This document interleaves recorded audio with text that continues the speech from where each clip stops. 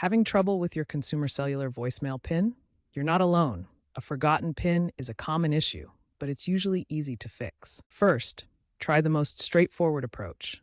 Dial 86 from your consumer cellular phone to access your voicemail. If prompted for a PIN you don't remember, enter an incorrect PIN 3 times. This should trigger a reset option within the voicemail system itself. Follow the voicemail system prompts to create a new PIN. If this fails, don't worry. There's a second method. Consumer Cellular has made resetting your voicemail PIN even easier with their mobile app. Open the app and navigate to voicemail settings.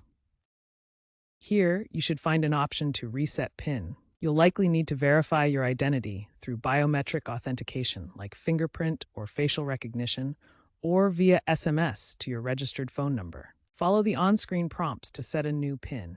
This app-based method is generally the quickest and most convenient way to regain access to your voicemail. If both methods fail, contact Consumer Cellular customer support at 1-800-643-9456 for assistance.